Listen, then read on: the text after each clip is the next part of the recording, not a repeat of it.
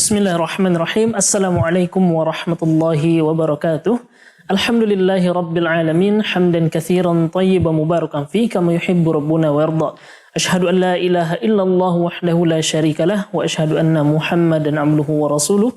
La nabiyya ba'da amma ba'du. Pemirsa Surau TV yang dirahmati Allah Subhanahu wa taala, alhamdulillah pada hari ini di hari Rabu 7 Jumadil Akhir 1442 Hijriyah bertepatan dengan 20 Januari 2021, kita kembali dalam program kajian kitab Riyadhus Shalihin karya Imam An-Nawawi rahimahullahu taala. Yang mana insyaallah pada malam hari ini kita masuk kepada bab baru, yakni pembahasan bab ke-11 mujahadah. Tentunya pada malam hari ini kita sudah ditemani oleh narasumber kita, yakni Al-Ustadz Rahmat Ridho SAG yang akan membacakan matan, dan juga Buya Muhammad Al-Fisham LCMA Hafizullah Ta'ala yang akan membacakan syarah nantinya. Terlebih dahulu mari kita sapa Buya dan Ustadz kita. Assalamualaikum Buya. Ustadz. Waalaikumsalam. Mana kabar Buya Ustadz? Alhamdulillah. Baik pemirsa Surau TV yang rahmati Allah Subhanahu wa taala, seperti biasanya di akhir sesi nanti kita akan buka sesi tanya jawab, yang mana pemirsa bisa memberikan pertanyaan melalui telepon di 0811 669 3338 dan melalui pesan WhatsApp di 0811 669 3332. Tanpa memperpanjang kata-kata mukadimah, marilah kita berikan kepada Ustadz kita untuk menyampaikan materi pada malam hari ini, kepada Al-Ustadz Muhammad Al-Fisham LCMA Hafizullah Ta'ala. Falyatafaddal mashkura. Barakallahu. Bismillahirrahmanirrahim. Assalamualaikum warahmatullahi wabarakatuh. Alhamdulillah rabbil alamin, wassalatu wassalamu ala asyrafil anbiya'i wal mursalin wa ala alihi wa sahbihi ajma'in. Pemirsa yang Allah Subhanahu wa taala, alhamdulillah, segala puji bagi Allah yang senantiasa mencurahkan nikmat dan karunia-Nya kepada kita. Salawat dan salam semoga dianugerahkan oleh Allah Subhanahu wa taala kepada Nabi kita Muhammad sallallahu alaihi wasallam. Allahumma shalli ala Muhammad wa ala ali Muhammad. Pemirsa dimuliakan Allah Subhanahu wa taala, kajian kita masuk kepada bab baru, yaitu tentang al-mujahadah. Maka Imam Nawawi di dalam bab ini juga mencantumkan beberapa ayat, kemudian beberapa hadis yang insyaallah akan kita pelajari ya, ayat per ayat, yang akan dibacakan ayatnya oleh Ustadz kita, Ustadz Rahmat Ridho. Tafadhal. Nah, ahsanallahu ilaikum. Alhamdulillahi rabbil alamin, wa sallallahu ala nabiyyina Muhammad wa ala alihi wa sahbihi ajma'in. Allahumma barik lana fi shaykhina wanfa'na bi'ilmihi arhamar rahimin, waghfir lahu wa liwalidina wal hadirin wal muslimin ajma'in. Qala al-Imam An-Nawawi rahimahullahu ta'ala fi kitabih kitab Riyadhus Shalihin bab al-mujahadah. Qala Allah ta'ala, a'udzu billahi minasyaitonir rajim. Walladzina jahadu fina lanahdiyannahum subulana wa innallaha lama'al muhsinin. Dan orang-orang yang berjihad untuk mencari keridhaan kami, dan kami akan tunjukkan kepada mereka jalan-jalan kami, dan sungguh Allah beserta orang-orang yang berbuat baik. Surah Al-Ankabut ayat 29. Baik, bismillahirrahmanirrahim. Pemirsa yang dimuliakan Allah Subhanahu wa taala, mujahadah. Mujahadah itu tingkatannya melebihi dari muraqabah. Namun dia di bawah dari taslim, yaitu penyerahan diri. Dia adalah murabatun ala thughuri nafs. Dia adalah selalu berupaya untuk menutup peluang jiwa agar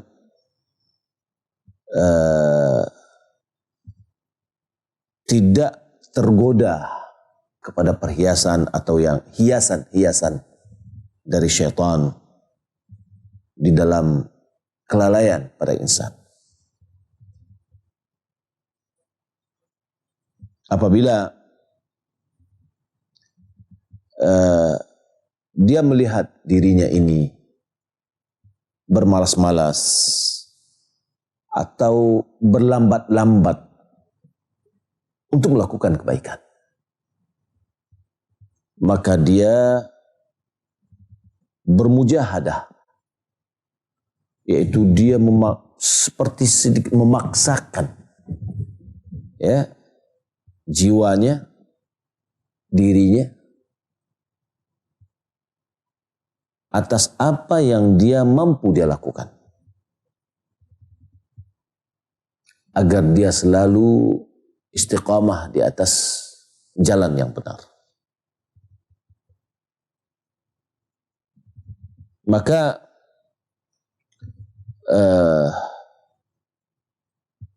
mujahadah ini adalah sebuah upaya untuk melawan ya kemalasan atau lambatnya dia untuk melakukan kebaikan. Maka Allah Subhanahu wa taala dalam surah Al-Ankabut yang dibacakan tadi ayat 69, walladzina jahadu fina lanahdiyannahum subulana, dan orang-orang yang bersungguh-sungguh ya fina, pada kami. Ini orang yang bersungguh-sungguh karena Allah Subhanahu wa taala. Lanahdiyannahum subulana, pastilah kami akan beri mereka petunjuk untuk meraih jalan-jalan kami. Wa innallaha lama'al muhsinin, sesungguhnya Allah sungguh bersama orang-orang yang berbuat baik. Ayat ini Allah Subhanahu wa taala memberitahukan dan mengabarkan tentang orang-orang mukmin yang mana mereka beramal akan amalan-amalan, mereka memikul jiwa-jiwa mereka untuk ketaatan kepada Allah Subhanahu wa taala, sehingga mereka mengamalkan ketaatan kepada Allah dan menjauhkan maksiat kepada Allah Subhanahu wa taala. Yani intinya adalah orang mukmin yang betul-betul dia bersungguh-sungguh dalam beribadah. Bersungguh-sungguh dia dalam beribadah dan melaksanakan ketaatan kepada Allah, dan bersungguh-sungguh untuk menjauhi maksiat. Maka Allah Subhanahu wa taala akan memberikan kepada dia penerangan, akan membukakan matanya untuk mendapatkan jalan petunjuk, sehingga dia istiqamah ya, sehingga jiwanya menjadi istiqamah, dirinya menjadi istiqamah, lalu dia sampai kepada tingkat ridha dan sampai kepada tingkat penyerahan diri kepada Allah Subhanahu wa taala, sehingga mereka mengibadati Allah seakan-akan dia melihatnya. Kalau seandainya ya mereka tidak bisa melihatnya, karena memang tidak bisa melihatnya di dunia, maka dia yakin bahwasanya Allah Subhanahu wa taala melihat mereka, sehingga mereka betul-betul berbuat baik, ihsan, berbuat baik untuk diri mereka dan berbuat baik kepada semua makhluk ya. Oleh karena itu Allah Subhanahu wa taala bersama mereka, yakni orang-orang yang betul-betul sungguh-sungguh berbuat baik. Yang maksud berbuat baik itu adalah melakukan suatu perbuatan yang maksimal. Ya. Maka Allah Subhanahu wa taala bersama mereka, memberi hidayah mereka, memberikan pemahaman dan penerangan kepada mereka, dan menjaga mereka serta memelihara mereka. Ini adalah orang yang betul-betul bersungguh-sungguh meniti jalan Allah Subhanahu wa taala, jalan petunjuknya, yaitu menjalankan taatan dan menjauhi maksiat, dan dia sungguh-sungguh. Maka kesungguhannya itu akan Allah balas dengan apa? Dengan diberikan dia petunjuk di atas jalan Allah Subhanahu wa taala, sehingga dia istiqamah. Nah, Assalamualaikum alaikum.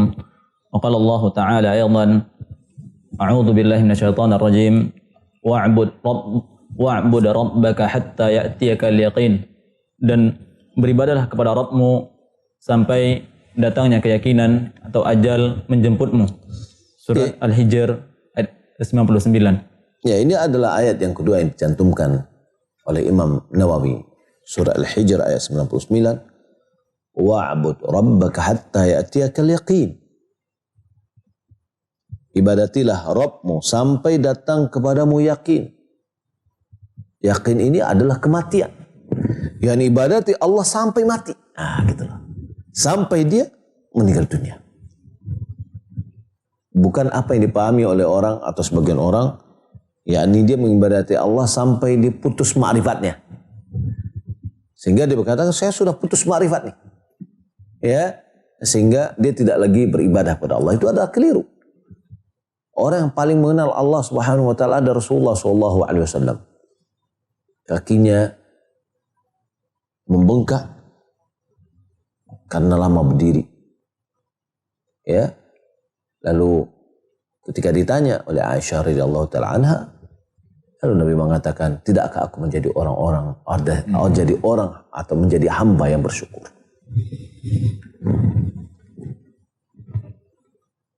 Dalam ayat ini, dalam surah Al-Hijr ayat 99 ini, bahwasanya Allah Subhanahu wa taala, atau dalam ayat ini terdapat perintah dari Allah terhadap hambanya orang mukmin untuk beristiqamah di atas ketaatan kepada Allah Subhanahu wa taala dan bermujahadah terhadap diri mereka di dalam beribadah kepada Allah Subhanahu wa taala sampai kematian menjemput mereka.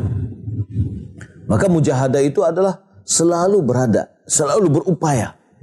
Ya, tadi kita sebutkan murabatah, yaitu seakan-akan dia mengikat dirinya di situ untuk selalu berupaya untuk melaksanakan. Yakin, hatta yatiyakal yakin. Yakin di sini maksudnya adalah kematian. Ini berdasarkan ijma' para ahli tafsir tentang makna yakin tersebut. Dan dalilnya ya adalah pemberitaan tentang penduduk api neraka. Bahwasanya mereka mengatakan, lam nakum minal musallin wa lam nakum wa lam nakun nut'imul miskin wa kunna nakhudu ma'al khawidin hatta nukadzibu biyaumiddin hatta atana al-yaqin. Ya, dalam surah Mudaththir, penduduk api neraka mengatakan, kami tidak pernah menjadi bagian dari orang-orang yang sholat dan tidak pernah memberi makan orang-orang miskin, dan kami ikut cemplung dengan orang-orang yang cemplung juga dalam kesesatan. Kami mendustai hari pembalasan sampai datang kepada kami ya keyakinan. Yang maksud yakin adalah maut, kematian. Jadi ibadah yang diperintahkan itu adalah ibadah bersungguh-sungguh sampai yang menghalang kita itu adalah ajal saja. Dalam Sahih Bukhari dari hadis Ummi Ala Al-Ansariyah, bahwasanya Nabi SAW qala, amma Uthman faqad ja'ahu al-yaqin min rabbih, ay al-maut wa ma fihi. Nabi SAW mengatakan, adapun Uthman sungguh telah datang kepadanya yakin dari Rabbnya. Ya, maknanya adalah kematian dan apa yang ada di dalamnya. Ibnu Katsir mengambil argumentasi atau berdalih dengan ayat ini bahwa ibadah seperti sholat dan yang lainnya ya adalah wajib ya kepada manusia selama akalnya masih ada. Jadi sholat ya berdasarkan tadi wa'bud rabbaka hatta ya'tiyakal yaqin, sampai mati. Apakah sampai mati betul-betul? Di sini. Ya, boleh jadi dia sakit, boleh jadi akalnya hilang dan seterusnya. Maka berdasarkan ayat ini bahwa ibadah itu seperti sholat dan yang lainnya itu wajib dilaksanakan oleh seorang muslim, oleh seorang insan selama akalnya masih ada. Maka sholatlah dia sesuai dengan kondisi dia. Walaupun dia sakit, terpapar ya. Tertidur di atas tempat tidur. Akalnya masih ada nih. Maka tetap dia beribadah sesuai dengan keadaannya. Ya. Sebagaimana hadis dari Imran bin Husain, bahwasanya Nabi SAW mengatakan, "Shalli qa'iman, fa illam tastati' fa qa'idan, fa illam tastati' fa 'ala janb." Salatlah dengan dalam keadaan berdiri, kalau kamu tidak mampu dengan dalam keadaan duduk, kalau tidak mampu dengan berbaring. Nah. Begitu juga dengan ayat ini juga bisa mengambil dalil atas kelirunya ya pemahaman orang yang dari orang-orang yang melenceng. Ya, sebagaimana kita katakan tadi ya, mereka meyakini bahwa makna yakin itu adalah ma'rifah. Kata sebagian orang kampung, putih ma'rifatnya. Maka yakin dikatakannya adalah ma'rifat. Sehingga mereka mengatakan apabila seorang sudah sampai kepada tingkat ma'rifat, maka gugurlah seluruh pembebanan ibadah kepada mereka. Ungkapan ini ada sebuah, atau keyakinan ini ada sebuah kekufuran dan kesesatan dan kejahilan. Ya. Kenapa? Karena para Nabi SAW mereka adalah mereka dan para sahabat mereka adalah manusia yang paling mengenal Allah. Manusia yang paling mengenal hak-hak Allah, mengenal sifat-sifat Allah, dan apa yang berhak untuk diagungkan. Maka mereka adalah di samping itu, ya, mereka adalah orang yang paling mengenal Allah, namun mereka adalah orang yang paling beribadah kepada Allah.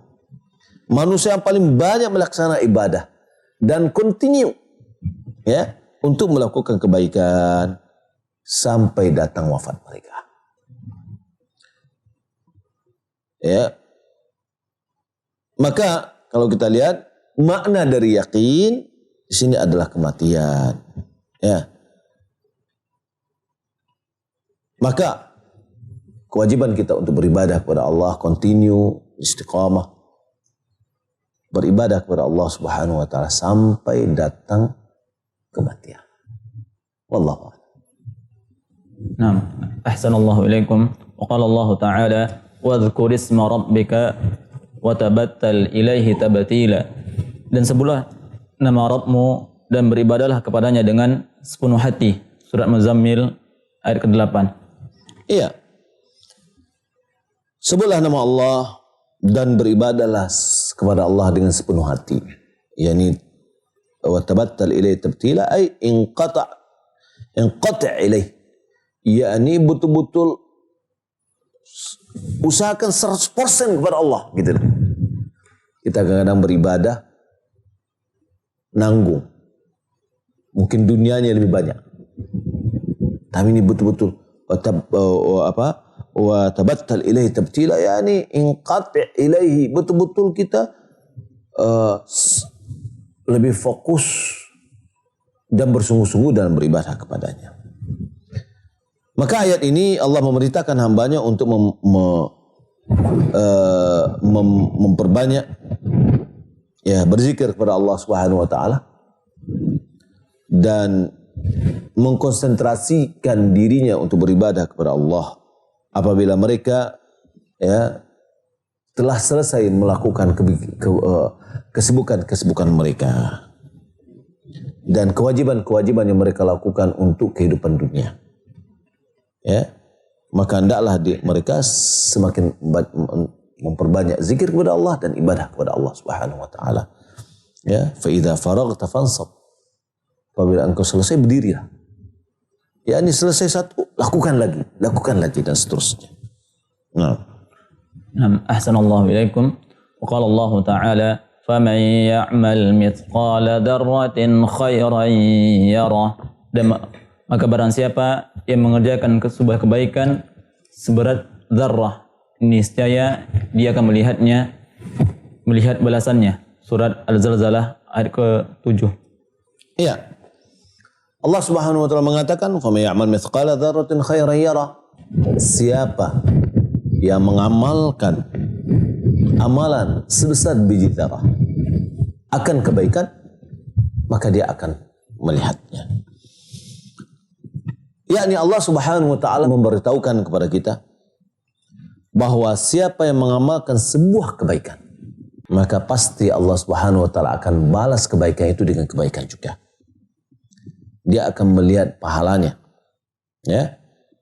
Karena Allah Subhanahu wa taala tidak pernah menyia-nyiakan pahala orang yang telah berbuat baik, yang telah melaksanakan kebaikan. Maka dalam ayat ini sebenarnya terjadi di situ adalah motivasi, mendorong kita untuk berbuat amal soleh di hadapan Allah Subhanahu wa taala. Ya, agar kita mendapatkan balasannya ketika dia datang kepada Allah Subhanahu wa taala. Ya, yakni walaupun sedikit pun amalkan karena kita akan lihat. Ini adalah motivasi. Ya. Dan di sini juga terdapat dalil bahwasanya janganlah kita menganggap enteng ketaatan. Ya. Berapapun sedikitnya. Ya, walaupun dia adalah sedikit terhina rasanya, jangan itu dipandang terhina. Pandangan yang disampaikan itu ada pandang manusia. Ada kayu menghalang di jalan, kita singkirkan. Ada kardus misalkan, ya. Biasanya tengah jalan ada kardus jatuh, kalau kita datang setelah itu ya kita menghindar gitu ya. Subhanallah. Nabi SAW mengatakan al-iman bid'un wa sittuna, dan mereka lain bid'un wa sab'una syu'bah. Iman itu ada 79 atau 69 cabang. A'laha qawlu la ilaha illallah. Yang paling tingginya adalah ucapan la ilaha illallah. Wa adanaha imadatul adha anit tariq. Yang paling minim dari keimanan itu adalah membuang, menyingkirkan sesuatu yang mengganggu dari jalan. Boleh jadi kita melihat suatu hal yang setengah sepele. Subhanallah. Itu jangan dilewatkan. Ada kesempatan bagi kita. Kita pergi tempat wudu. Kita lihat ada keran yang terbuka. Kebaikan atau tidak? Ya, kalau kita tutup, kebaikan. Kita tutup. Jangan biarkan, jangan kita hanya cuek. Ya.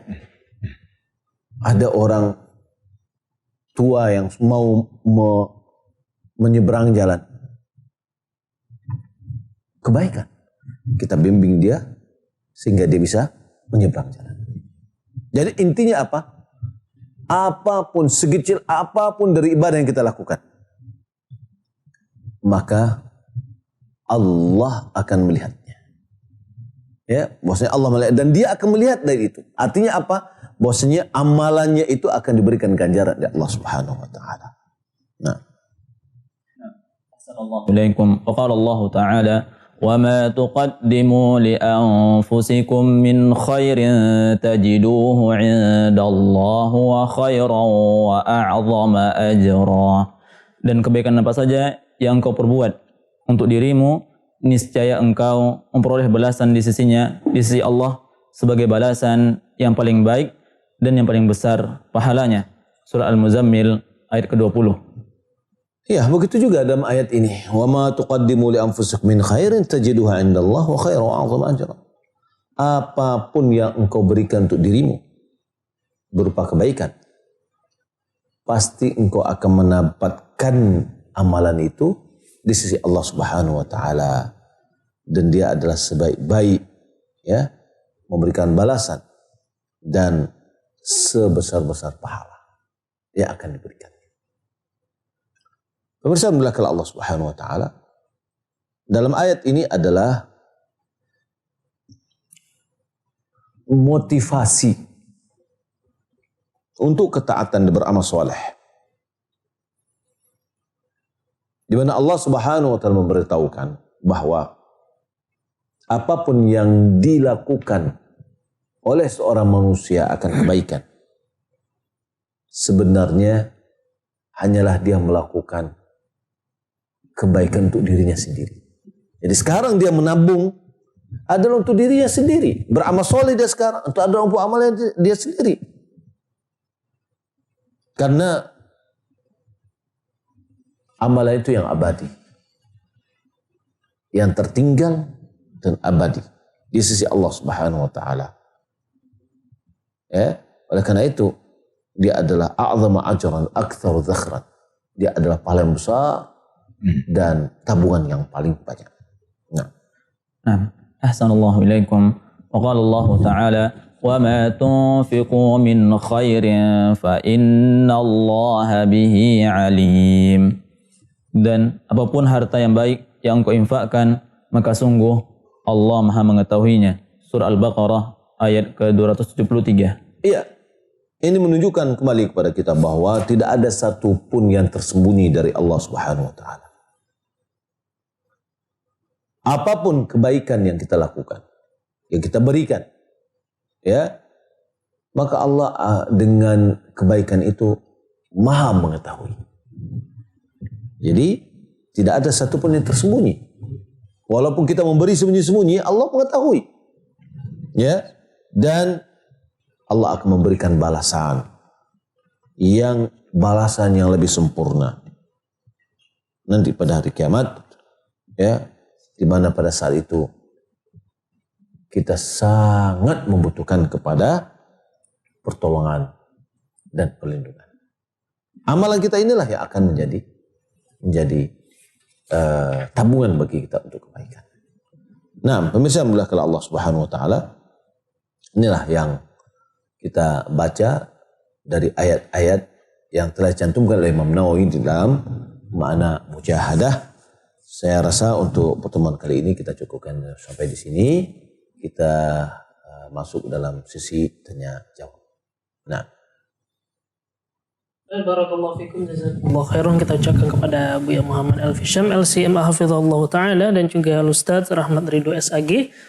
Dan pada kesempatan kali ini kita akan membuka sesi tanya jawab yang tentunya sahabat muslim rahmati Allah SWT dan pemirsa Surau TV dimanapun berada bisa memberikan pertanyaan melalui nomor telepon di 0811 669 3338 dan melalui pesan WhatsApp di 0811 669 3332.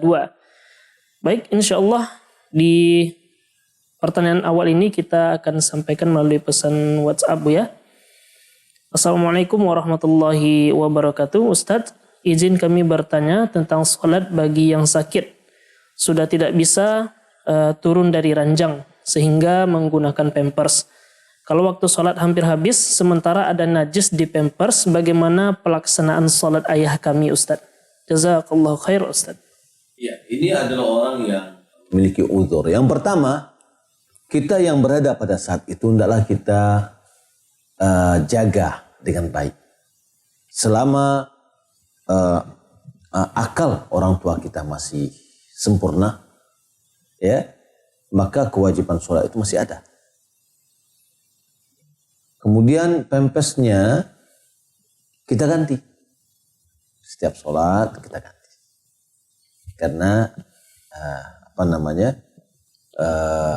ada najis di situ. Tapi kalau seandainya pada saat tidak ada satupun yang menungguinya karena semuanya pergi, misalkan waktu zuhur, khawatir nanti waktu asar datang dia tidak ada yang membantunya, maka sholatlah dia dengan keadaannya.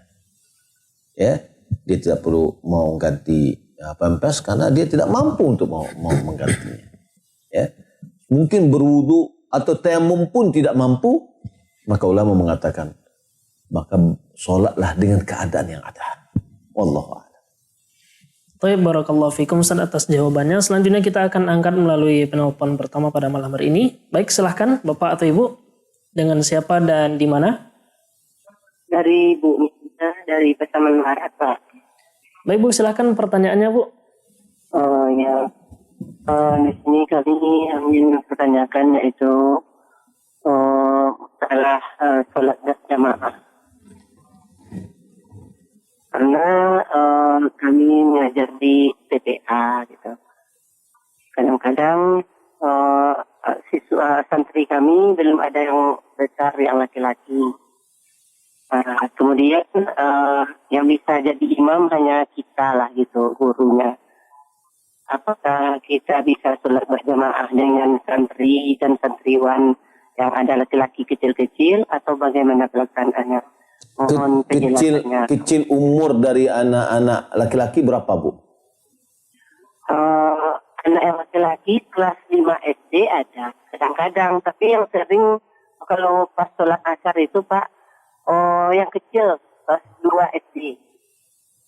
Baik. Kalau yang besar-besar ini udah kadang-kadang udah siap sholat kita baru datang dia. Ya. Jadi mohon penjelasannya bagaimana pelaksanaannya yang terbaik menurut sunnah. Ya. Hanya itu Buya dan terima Bu. kasih atas penjelasannya. Ya. Assalamualaikum warahmatullahi wabarakatuh. Assalamualaikum warahmatullahi wabarakatuh. Terima kasih banyak dari Ibu dari Pesaman ya. Subhanallah, memang sebuah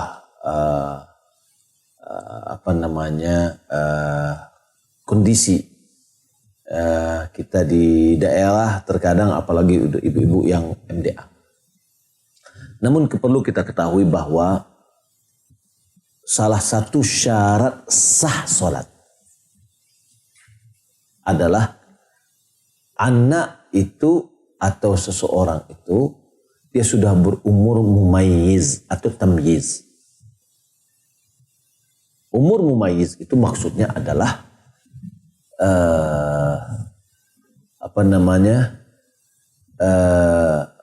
mumayyiz itu adalah orang yang sudah, anak yang sudah paham tentang pembicaraan kita. Perintah kita sudah dia pahami. Apa yang kita maksud.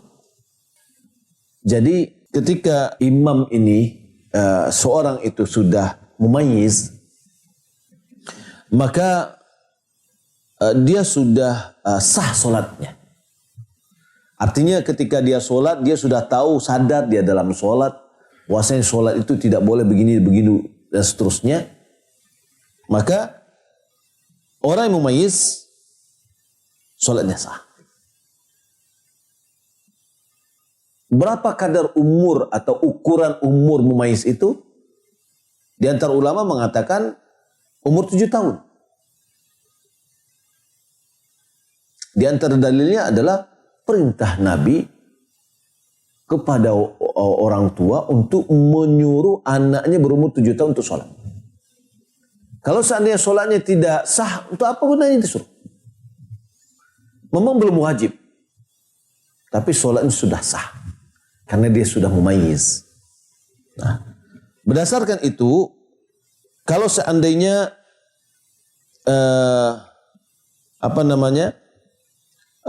kalau seandainya ada anak kelas 2 dan kelas 2 ini sudah berumur 8 tahun, ya, maka sholatnya sudah sah. Sholatnya sudah sah. Karena pada zaman Nabi Shallallahu Alaihi Wasallam ada sahabat yang mana dia masih kecil umurnya, ya. Coba kita lihat dalam Sahih Bukhari, ya, bahwa diceritakan ketika terjadinya penaklukan kota Mekah. Maka masing-masing kaum bergegas untuk masuk ke dalam Islam. Ya. Lalu bapakku, kata perawi hadis, ya, yaitu hadis Amr bin Salamah, ya, sahabat kecil. Dia meriwayatkan sendiri. Lalu bapaknya, yakni Salamah, mendahului kaumnya untuk masuk Islam. Falamma qadima, ketika Nabi SAW datang, qala ji'tukum wallahi min indan Nabi SAW haqqa. Jadi maksudnya falamma qadima, yakni ketika bapaknya datang. Ketika bapaknya datang, maka dia mengatakan, aku telah datang demi Allah, aku telah datang dari Nabi SAW. Faqal, lalu dia mengatakan, ya, yakni Nabi SAW mengatakan, sallu salatan kada fi hini kada wa sallu salata kada fi hini kada. Fa idza hadat as-salah falyu'adhdhin ahadukum wa ya'ummukum aktsarukum Qur'anan.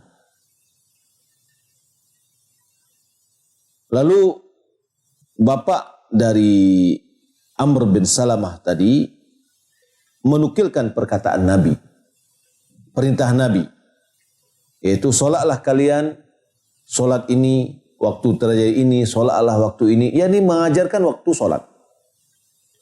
Apabila datang waktu solat, maka salah seorang di antaramu adzan, dan hendaklah menjadi imam kalian yang paling banyak Al-Qur'annya. Yang paling banyak bacaan atau hafalan Al-Qur'annya.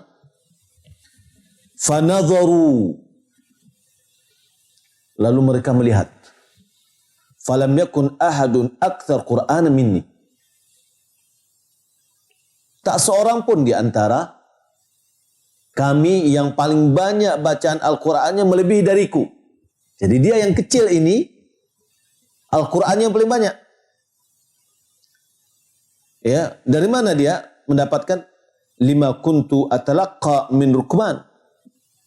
Karena aku mendapatkan Al-Qur'an itu dari orang musafir.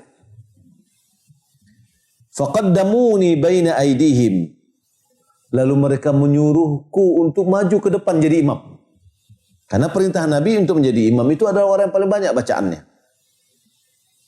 Wa ana ibnu sittin aw sab'in atau ibnu sitti atau sab'i sinin. Aku pada saat itu adalah anak berumur 6 tahun atau 7 tahun.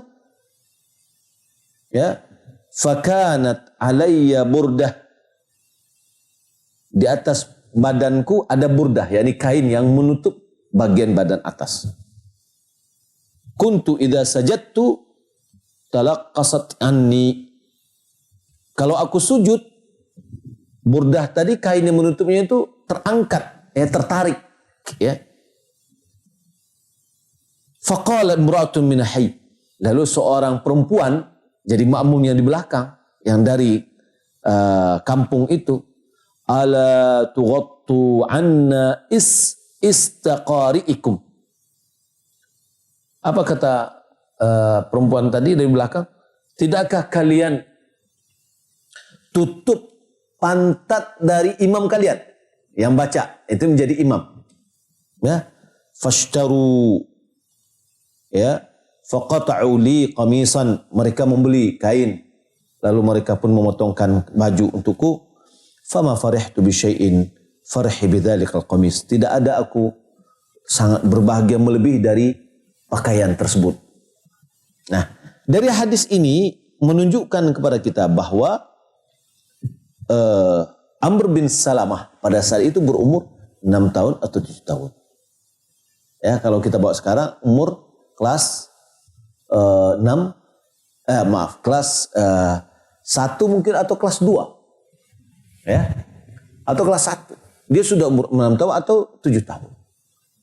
Nah, di sini dengan catatan bahwa dia sudah tahu apa bacaannya. Dia tidak main-main dalam sholat. Maka yang serius dalam sholat itu bisa kita jadikan imam dan ibu menjadi makmum di belakang. Ini buktinya juga ya bahwa yang menjadi imam ibu-ibu di belakang yang mengingatkan tersingkap aurat dari dari imamnya. Ya, wallahu taala alam. Baik, barakallahu fikum. Kita ucapkan kepada Ustadz yang telah memberikan jawaban. Dan selanjutnya kita akan angkat dari penelpon selanjutnya. Baik, silahkan. Dari siapa dan di mana? Silakan Bapak atau Ibu, pertanyaannya. Halo, Assalamualaikum. Waalaikumsalam warahmatullahi wabarakatuh. Ini dari Pak Is dari Semenanjung, Pak. Iya, Pak. Baik, Pak, silakan. Ini, ada yang mau tanya sama Pak Ustadz ini. Itu berkenaan dengan surat Al-Maidah, Pak. Surat Maidah ya. Al-Maidah ayat 38. Nah, itu masalah hukum, Pak. Ini kita sebagai umat Islam tentu wajib mematuhi, mengikuti perintah Al-Quran. Maidah ayat berapa, Pak? Ayat 38, Pak. Ayat 38. Oke. Ya. Nah, sedangkan di Indonesia ini mayoritas Islam, Pak. Nah, maling banyak, Pak, di Indonesia ini. Koruptor ini maling kan. Jadi kita tidak menerapkan hukum yang ayat 38 ini. Ini bagaimana sebagai umat Islam kita menyikapinya, Pak. Iya. Yang kedua, Pak. Iya. Yang kedua masalah amanah. Ada seorang tua beramanah kalau nanti dia sudah meninggal mau dikubur di sana. Nah, tapi kita sebagai anaknya umpamanya tidak berkenan untuk di sana. Tetap kita di lokasi kita kan. Coba di Minangkabau ini kan ada istilahnya panggang berkuburan. Nah, bagaimana amanah orang tua itu kalau tidak kita jalankan masalah berkubur ini, Pak. Nah, kita nyalahi orang tua atau di mana, Pak? Itu saja, Pak, ya. Ya. Baik, terima kasih Pak atas pertanyaannya. Ya. Yang pertama tadi tentang surah Al-Maidah ayat 38. Was-sariqu was-sariqatu faqta'u aydiyahuma jazaa'an bima kasaba nakalan minallah wallahu azizun hakim. Laki-laki yang mencuri, perempuan yang mencuri, maka potonglah tangan mereka sebagai balasan dari apa yang telah mereka lakukan dan sebagai siksaan dari Allah Subhanahu wa taala, dan Allah Maha perkasa lagi Maha bijaksana. Bahwa di dalam ayat ini menyuruh kita, yakni orang yang mencuri potong tangannya. Baik. Siapa yang melakukan hukum ini? Melakukan hukum ini adalah pemerintah atau penegak-penegak hukum. Kita sebagai rakyat adalah menerima apa yang diterapkan, ya, kecuali kita sebagai pelaku. Nah, sekarang kita bukan bagian dari pelaksana hukum, kita tidak sebagai pencetus hukum, tapi kita adalah rakyat yang diberlakukan hukum. Maka kita tidak, insya Allah tidak punya dosa kalau seandainya orang tidak menjalankan ini. Ya, itu adalah dosa orang yang punya tanggung jawab dalam hal ini. Negara kita beberapa hal ya memang tidak menerapkan hukum ini, tapi dalam hal-hal yang lain ya, mereka menerapkan hukum seperti warisan, kemudian seperti pernikahan, itu adalah hukum-hukum Islam semuanya. Maka bagi kita hanya bersabar, berdoa kepada Allah Subhanahu wa taala agar pada satu saat hukum Islam ini bisa berjalan sesuai dengan aturannya. Ini tidak bisa kita terapkan individu-individu. Ya, kita melihat ada mencuri lalu potong tangan, enggak. Itu akan menjadikan kekacauan. Ya. Akan tapi ini diberlakukan dan apa yang menegakkannya adalah pemangku kebijakan dan pemerintahan serta hukum ya yang diberlakukan kepada rakyat. Wallahu a'lam. Ini yang pertama. Yang kedua terkait amanah, Hasan. Terkait dengan amanah. Yakni seandainya orang tua menyuruh Oh ya, meninggal. kalau seandainya orang tua mewasiatkan untuk dikuburkan di tempat A dan kita tidak setuju, kita lihat wasiat orang tua, ya, apakah itu bertentangan dengan syariat atau tidak bertentangan? Apakah itu berdampak maksiat atau tidak? Atau berdampak kepada hal yang tidak baik? Kalau seandainya dia adalah wasiat yang menyelisih syariat, maka tidak boleh kita lakukan. Kalau sehubungan dengan tadi, misalkan tentang pekuburan, dikuburkan di tempat A, sementara yang ada adalah kita menguburkannya di perkuburan umum. Maka tentu ketika dia minta ke kuburan yang tempat yang satu, boleh jadi itu akan menjadi penghalang untuk kedepannya untuk melakukan hal-hal yang misalkan dikuburkan di tanah A misalnya. Taunya pada suatu saat kita butuh untuk membangun, akhirnya terhalang oleh adanya kuburan tersebut. Nah, maka oleh karena itu saya melihat ketika ada permintaan orang tua untuk mengubur kepada tempat tertentu, tidak kita jalankan karena ada kemaslahatan yang lebih besar, maka itu tidak termasuk menyelisih amanah. Wallahu ta'ala. Barakallahu fikum Ustaz atas jawabannya. Kita lanjutkan melalui pesan WhatsApp. Assalamualaikum warahmatullahi wabarakatuh. Saya Ibu Miftah di Depok Ustaz, izin bertanya. Saya ibu single parents dengan satu anak 6 tahun. Sekarang saya tinggal di dekat ibu saya. Saya agak kesusahan mendidik anak karena ibu saya suka memanjakan anak saya. Bagaimana caranya Ustadz biar saya lebih leluasa mendidik anak? Apakah baik bila saya pergi ajak anak saya keluar kota, cari kerja biar jauh dari ibu saya? Baik. Tentu dalam kondisi ini kita akan melihat bahwa ketika kita jauh dari orang tua kita, siapa yang memperhatikan orang tua kita? Jika seandainya ada orang lain, ya maaf, maksud saya adalah keluarga kita yang lain yang akan memperhatikan orang tua kita, dan kita melihat bahwasanya perlu ada kemandirian, ya, maka diperlukan untuk rumah tersendiri dari orang tua, maka tidak apa-apa, tidak mesti harus pindah ke tempat yang luar kota, ya, sehingga kita bisa menggabungkan kebaikan kepada orang tua dan kemandirian untuk mendidik anak. Tapi kalau seandainya itu tidak juga bisa, lalu dan orang tua kita tidak ada yang menemani kecuali kita sendiri, maka tentu keberadaan kita dengan orang tua kita itu lebih baik. Namun kita berusaha dan bersabar bagaimana cara kita mendidik anak.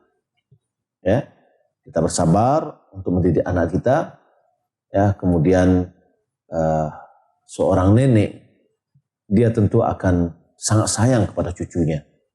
Dia jadikan manja cucunya, ya. Karena bentuk kasih sayang yang sangat tinggi. Namun dalam hal ini terkadang memang tidak tepat dan tidak baik. Ya. Nah, maka kita lihat sebagai contoh, kalau seandainya penyebabnya adalah banyaknya anak kita menonton televisi misalkan karena di rumah, maka dengan tayangan-tayangan yang umum, ya, maka tentu caranya adalah kita pindahkan channelnya dengan kajian-kajian, ya. Itu adalah salah satu solusi untuk kalau misalkan dalam bentuk pemanjaannya, ya. Coba kita lihat dan kita timbang-timbang sehingga semua kemaslahatan itu bisa kita wujudkan, ya. Wallahu ta'ala. Barakallahu fikum, kita ucapkan kepada Buya kita. Insyaallah pertanyaan terakhir Buya. Assalamualaikum Ustaz, saya mau bertanya, apa syarat-syarat supaya taubat kita bisa diterima Allah Subhanahu wa taala, Ustaz? Iya, taubat kita diterima oleh Allah Subhanahu wa taala ada syarat yang dikatakan oleh Imam Nawawi. Yang pertama, meninggalkan maksiat yang kita lakukan itu. yang kita ingin taubat, kita tinggalkan. Kita putuskan hubung kita dengannya. Yang kedua, kita sesali apa yang telah terjadi. Yang ketiga, bertekad untuk tidak mengulang kembali. Kalau itu berhubungan dengan hak manusia, maka kita kembalikan haknya kalau seandainya dalam bentuk benda. Tapi kalau dalam bentuk kehormatan, seperti kita menghinanya atau menyakitinya, maka kita minta maaf. Ya. Kalau seandainya itu adalah berhubungan dengan hak Allah, maka cukup dengan 3 tadi. Dan kalau bisa kita tambah dengan sholat 2 rakaat, maka itu adalah baik. Dan itulah maka dengan sholat taubah, yaitu sholat yang dilakukan setelah kita bertobat dan menyesali apa yang terjadi. Bukan yang dilakukan oleh orang setiap malam sholat 2 rakaat untuk sholat taubat, tidak. Tapi adalah perbuatan maksiat yang dia tinggalkan, lalu dia sesali, dia bertekad untuk tidak mengulang kembali, lalu dia mengerjakan sholat 2 rakaat. Wallahu a'lam. Baik, barakallahu fikum. Kita ucap kepada Buya kita. Baik pemirsa Surah TV Rahmat Allah Subhanahu wa taala, sebelum kita tutup program pada malam hari ini, kita persilakan dulu kepada Buya untuk menyampaikan kesimpulan pembahasan pada malam ini. Kepada Buya kita persilakan. Ya, pemirsa yang dimuliakan Allah Subhanahu wa taala, mujahadah adalah ada di dalamnya adalah unsur memaksakan diri kita untuk selalu dengan ketaatan kepada Allah dan tidak memberikan kesempatan untuk syaitan menjadikan diri kita itu lalai. Itu namanya mujahadah. Orang yang bersungguh-sungguh, ya, pasti Allah Subhanahu wa taala berikan jalan keluarnya. Dan Allah Subhanahu wa taala dalam ayat-ayat yang telah kita pelajari tadi memotivasi kita untuk selalu berusaha untuk melakukan kebaikan, ya, walaupun sedikit, walaupun kecil, karena itu akan kita lihat dan akan diberikan balasan oleh Allah Subhanahu wa taala. Mudah-mudahan semangat kita untuk beramal soleh, buat kebaikan, bagian dari mujahadah ini bisa kita lakukan dalam kehidupan kita sehari-hari. Wallahu ta'ala alam. Assalamualaikum warahmatullahi wabarakatuh. Wassalamualaikum warahmatullahi wabarakatuh. Baik pemirsa Surah TV yang rahmati Allah Subhanahu wa taala, alhamdulillah pada kesempatan kali ini telah berada di penghujung program kita, dan tentunya jazakumullah khairan barakallahu fikum kita ucapkan kepada Ustaz Muhammad Al-Fisham Nasim Hafizahullah taala dan juga Ustaz Rahmat Ridho yang sudah hadir pada kesempatan kali ini, telah memberikan ilmu yang luar biasa kepada kita. Semoga bermanfaat bagi kita semua pemirsa Surah TV yang dirahmati Allah Subhanahu wa taala dimanapun berada. Kami di sini kru yang bertugas mengucapkan terima kasih juga, dan pada kesempatan kali ini marilah kita akhiri dengan membacakan doa kafaratul majelis. Subhanakallahumma bihamdika asyhadu an la ilaha illa anta astaghfiruka wa atubu ilaik. Wassalamualaikum warahmatullahi wabarakatuh.